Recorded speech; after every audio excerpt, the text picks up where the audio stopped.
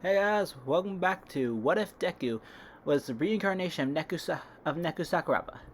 In the last part, we covered Deku getting One for All and meeting Rhyme and Beat, and the meaning of Rhyme and Beat, otherwise known as Ochaku Uraka and Ejiro Kirishima. And we finished the entrance exam, so yeah, without further ado, let's get into it.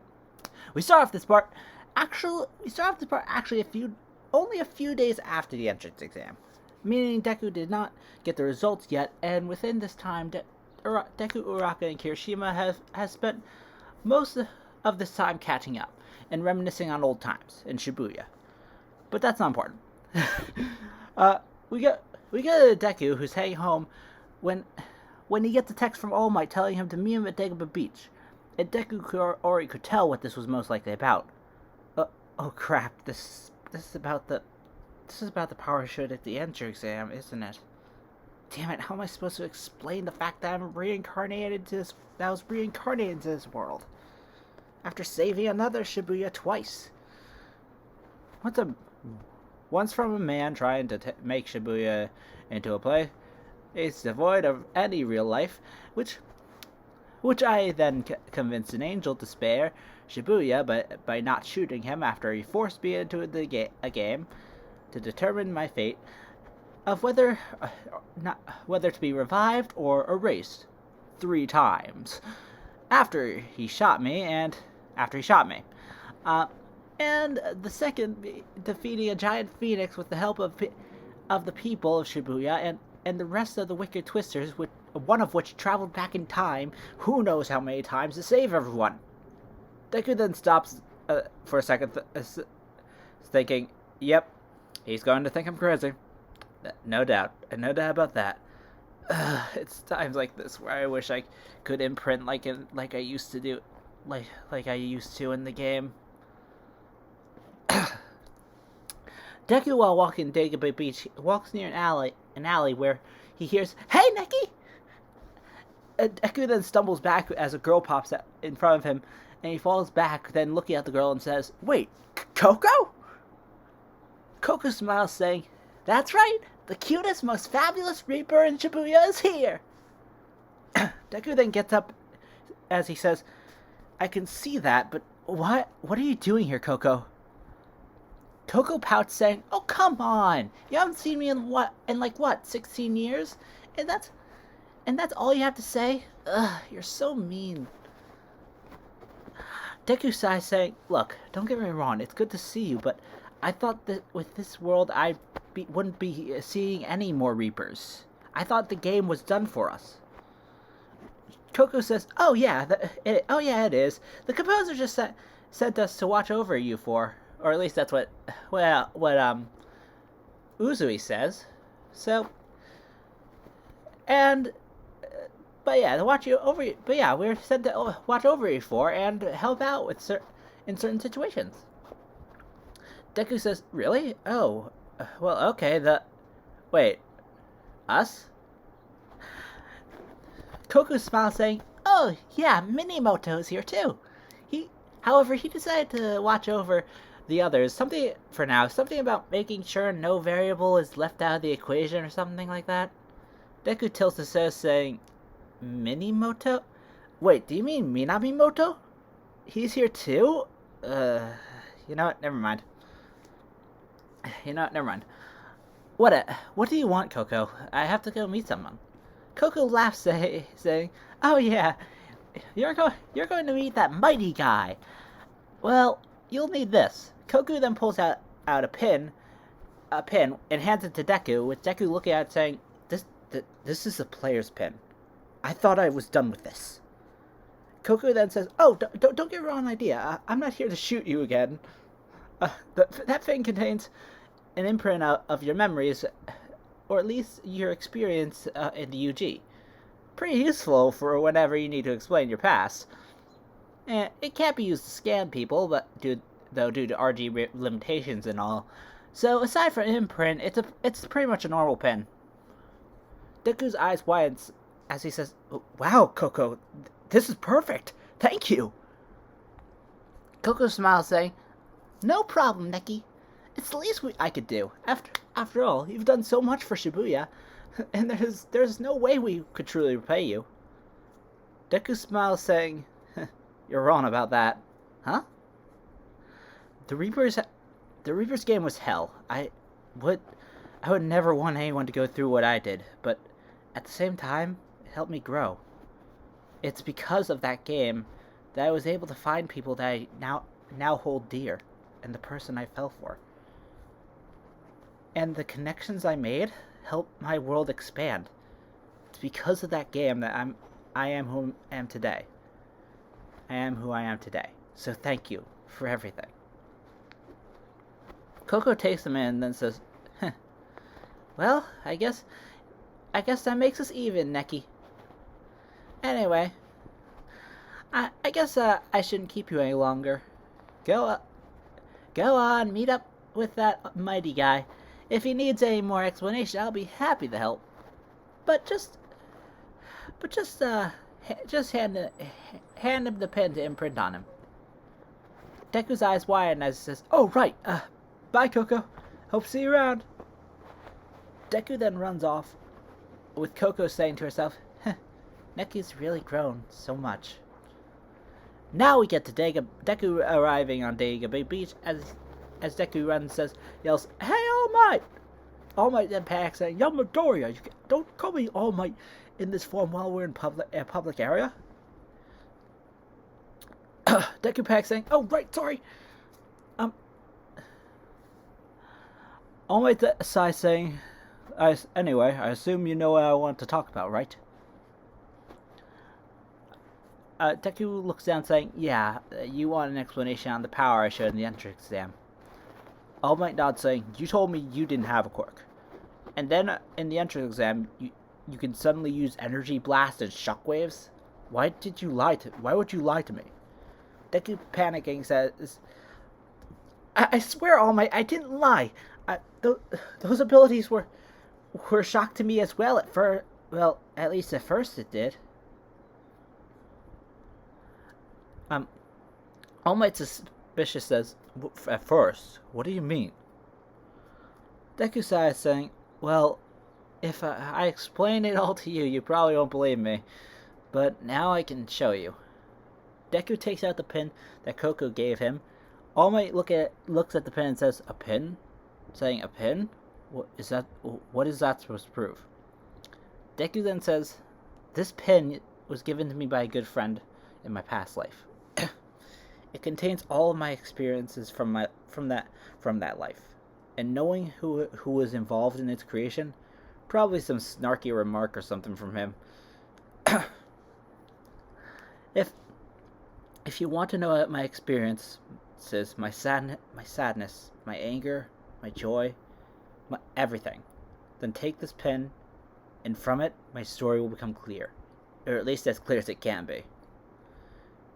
Deku holds out the pin, and All Might looks at Deku with him giving a serious face, and then All Might slowly takes the pen. Suddenly, All Might gets flashes of events, the experiences of Neku. He sees Neku looking at a mural and smiling, as two people run to him from other sides with guns in their hands. Joshua shoots Minamoto in the shoulder, with him shooting back, with the bullets being stopped in midair by Joshua. And Minamoto, panicking, runs away as Joshua looks at the confused Neku on the ground as he points the gun at him and shoots him, dropping a pin on Neku's dead body. Then it flashes to Neku in Shibuya Crossroads with no memory, and flashes of monsters. Shiki. Then there's Shiki.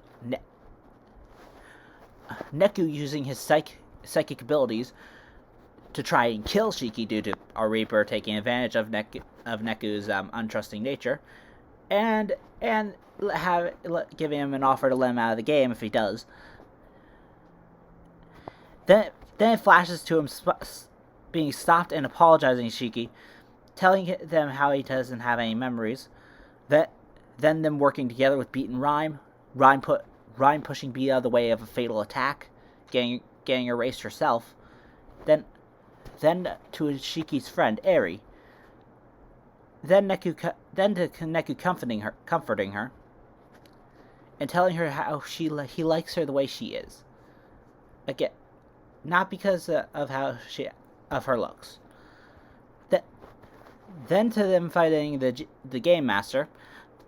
Then to Neku having to play the game again with Shiki becoming his entry fee, followed by him being partnered with his killer, and the experience of Neku trying to remember his death and the lack of trust in Joshua, and with Josh's sacrifice. Then the third game with Beat betraying the Reapers and partnering with Neku, and the two trying to find the game master, with Neku and Beat seeing as Shibuya gets turned into a place full of mindless zombies, and then finding the game master, beating her, and finding Shiki. Then the three fighting the conductor, and afterwards Josh revealing himself as the composer. And in a duel, Neku drops the gun and trusts Joshua with the fate of Shibuya. Then with that, it shows the events of what happened with Coco and her shooting Neku, and then Neku trying to save Shinjuku but failing, and then returning to Shibuya and joining the Wicked Sisters, and from there he is shown them saving Shibuya from erasure, and him being told about his reincarnation to the boy that is known today as Izuku Midoriya. All Might drops the pin with tears in his eyes, with Deku picking up and All Might saying, "You're Midoriya. Just who are you?" Deku smiles at saying, "Well, my current name is Izuku Midoriya, but in my past life, I was known as Neku Sakuraba." By the way, I did skip a bit of stuff that flashed All Might, but it was already really long. There's a lot of stuff that happens in the game. I just covered key points. Some of them don't even have context, so yeah. Anyway, after a bit, All Might says, "Yo, Midoriya, I need to ask, who else knows about this?" Deku says, "Well, two of my friends who were also reincarnated, Beat and Rhyme." Sorry. "And the two Reapers that were given tasks to watch over us, one of whom gave me this pin." All Might then asks, "Is there any other reincarnations out there that I should know about?" Deku nods, saying, I'm still looking for Shiki, but I was told she has a creation quirk. By my friend, so I don't know where she could be though." All Might thinks, wasn't there a girl who had that quirk in the recommendation exam? I'll have to ask Nezu about it. "Yamadoriya, this information you have shared with me, it's shocking to say the least. I wouldn't have believed it, but those memories, they felt so real. So until it can be proven as false, I will believe you. And as for what to do now, go home. For now, go home and rest. And take that pin too. And don't worry about that Shiki girl. Something tells me you two will meet again soon." Deku's eyes widen as All Might smiles, and Deku says, "Thank you, All Might. I'll see you at UA." Deku then runs off, with All Might saying to himself, "I hope I'm making the right choice. But if what I saw is true, I can't think of a better successor." We now cut to Deku receiving a letter from UA, and he is informed that he got into UA, and he did much better than canon. I would say he got first or second, depending on how many points Kirishima got before the 0-pointer.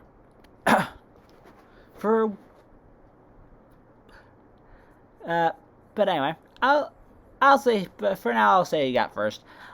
Though, so now we cut to Deku heading to his class and finding 1A, then opening the door to see Bakugo and Ida arguing, and then being interrupted by Kirishima walking up to Deku saying, "Oh, headphones!" And then whispering, Yo, don't panic or anything, but that girl over there with the ponytail, I think she might be Shiki." Deku's eyes widen as he looks over to the girl and notices that hanging from her back is a stuffed animal that resembles a cat. As he was about to go over to the girl, Ida says, "I deeply apologize for my actions towards the both of you. Both of you are clearly superior students to me. You both realizing the secret of the exam." Kirishima, confused, says, "Yo, it's fine, man, but what are you talking about? Bones and I didn't know about no hidden tests." Ida was about to say something when Uraka from behind says, Hey Neku, beat! Looks like we're in the same class, huh?" Deku smiles, saying, "Yeah, seems like it, Rhyme." Momo hearing this, her eyes widen, thinking, wait, Neku, Beat, Rhyme? Why do those names sound so familiar? She then looks at the three and sees a flash of 3 different people calling her Shiki. She shakes her head as Deku, Kirishima, and Uraka hear someone say, "If you're here to make friends, you can leave." The man then introduces himself as Mr. Aizawa, or Shota Aizawa, and informing them that they will have a quirk assessment test. So time skip to a locker room where everyone is getting changed, as Miyoneta points out the peephole and comments how he will get to see the girls naked, and as soon as he mentioned Uraka and Momo, he got slugged to the ground by Kirishima and Deku, with Kirishima saying, "Listen here, Grape, if you even think about perving on Rhyme, or even one dirty comment about her, I'll personally bash your skull in with my quirk." Deku then saying, "And if I see you staring at Shiki once, even for a moment, I will personally turn you into ash. Got it?" Mina is scared for his life, says, "Yes, got it." On the other side, sorry, God, my throat. Okay. On the other side, Jiro heard the whole thing, and told the girls, and then asking, "Hey, Uraka, I know Midoriya and Kirishima call you Rhyme, but who's Shiki?" Uraka nervous says, she is then interrupted by Momo saying, that would be me." Uraka's eyes widen, thinking, wait, does she remember? No, she's probably recalling bits and pieces. Mina then says, I've been meaning to ask you about that. Kirishima never mentioned you guys back in our school, and I doubt you guys came up with nicknames that quick.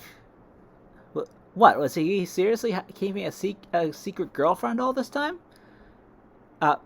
Uraka internally is grossed out by the thought. They're siblings in past life. Saying, No, not at all. Beat and I have more of a brother-sister relationship, and I can say for a fact that we prefer it like that, to be thought as such. Mia awkwardly says, sorry, Uraka, but what about Midoriya? Uraka says, no, he's just a good friend. Then she walks up to Mia saying, Mia whispering, plus I know he has eyes for Shiki. Time skip to the girls leaving the locker rooms as Momo stops Uraka asking, "So, Rhyme, mind explaining to me what's going on with these flashes I see of different people?" Uraka nervous says, well, let's just say those are memories from another time. Trust me, it will all make sense when you talk to Neku and Beat. Momo thinks, Neku, Beat. Then Momo flashes to Shiki saying, underneath it all, I'm just a shy girl that no one likes. That's why I put on this act. And Neku saying, well, I like you for the way you are, Shiki. Then she holds her head as Uraka says, hey, Momo, you okay? Momo then shakes her head, saying, yeah, it happened again. But why? Why can't I understand it? Uraka then says, because it looks like you're fighting it. At least that's what it looks like to me. Momo then says, I'm fighting it? Uraka sighs, saying, look, best advice I can give you is letting the memories back in. But for now, let's go to Mr. Aizawa. Let's go. Mr. Aizawa will be mad if we're much later. Momo says, yeah, right. And then she thinks, let the memories flow, huh? Maybe if it happens again, I will. We then cut to everyone waiting outside as Uraka and Momo run out, with Aizawa saying, look who finally decided to show up. Uraka and Momo apologize, with Aizawa just ignoring it, and throwing the ball to Deku, saying, Midoriya, you got first place in the entrance exam. Go ahead and throw the ball with your quirk, as far as you can. Deku says, alright. Deku walks up to the circle with Baka, saying, like Deku could actually get first. He's just a quirkless loser. Ida shocked says, wait, but he has a quirk. Did you not see everything he did what he and Kirishima did to his zero pointer? And like in canon, Aizawa cancels his quirk, but however, it doesn't stop him from getting 150 meters with the shockwave psych, which does not go unnoticed by Aizawa, but he gives about the same lecture to Deku as in canon, and Deku does about the same thing with putting one for all into his finger, and he gets much better than in canon. Even on the speed test, he does a lot better with the velocity attack psych, making him go faster than what he would be doing in canon. And yes, Bakugo still had his whole outburst about Deku having a quirk, but that's not important. Anyway, time skip. No one gets expelled, and Deku doesn't get last place. But anyway, we skip to we skip to after school with Deku, Kirishima, and Uraka walking home, with them hearing someone saying, "Hey, you three, wait up! I've got some questions." They turn to see Momo running to them, holding her stuffed cat, or as they all know it as Mr. Mew. And Deku says, "Oh, hi, Momo, what's up?" Momo sighs, saying, "I want to know what's going on. With these flashes, I mean. Uraka says they're memories of what?" Deku says, "There's no easy way to say it, Cheeky. There's no easy way to say it, so I'll just say it how it is. They are your memories of your past life as Shiki Misaki." Momo's eyes widen as memories of a girl named Eri and Shiki come flooding back, with Shiki's dream of being a fashion designer and how she made a Mr. Mew. After that, Momo looked at the cat in her hand as she says, "So that's why my first instinct was to make this with my quirk." "But why do you all?"